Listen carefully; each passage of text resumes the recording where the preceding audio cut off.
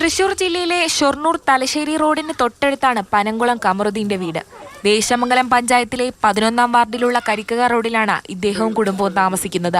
20ഓളം കുടുംബങ്ങൾ താമസിക്കുന്ന ഇടത്തേക്കുള്ള ഈ പഞ്ചായത്ത് റോഡ് 2 വർഷത്തിലധികമായി തകർന്നു കിടക്കുകയാണ്. നടക്കാൻ പോലും കഴിയാത്ത സ്ഥിതി. കമറുദ്ദീന്റെ മകൾ ഫാരിസ 9 മാസം ഗർഭിണിയാണ്. ഏതു സമയവും ആശുപത്രിയിലേക്ക് പോകേണ്ട സ്ഥിതിയായതോടെ വീട്ടുകാർ ഭയത്തിലാണ്. ആശുപത്രിയിലേക്ക് കൊണ്ടുപോകാൻ പെട്ടെന്നൊരു വാഹനം പോലും വീടിന്റെ പരിസരത്തേക്ക് വാടകയ്ക്ക് വിളിച്ചാൽ വരില്ല.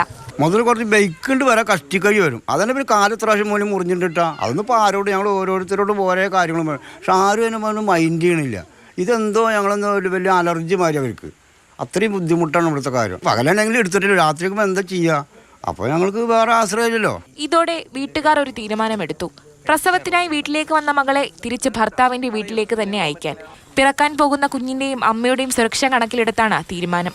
റോഡിന്റെ അവസ്ഥ വളരെ മോശമാണ്. വണ്ടി വിളിച്ചാലും വരില്ല. ഇനിയിപ്പോൾ അവനാൻ്റെ ഒരു വണ്ടിയാണെങ്കിലും വണ്ടി ഇങ്ങോട്ട് കയറില്ല. ഇനി മോൾക്ക് പെട്ടെന്ന് വല്ല ആസ്പത്രിയിലേക്ക് പോകേണ്ട ആവശ്യം വന്നാൽ നിവൃത്തിയില്ല. അപ്പോൾ അവൾ അങ്ങോട്ട് പോവുകയാണ്.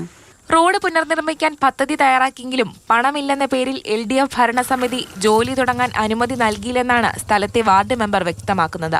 ഒരുപാട് റോഡുകളുണ്ട് ഈ വാർഡിൽ. ഇത് മാത്രമല്ല, ഒരുപാട് റോഡുകളുണ്ട്.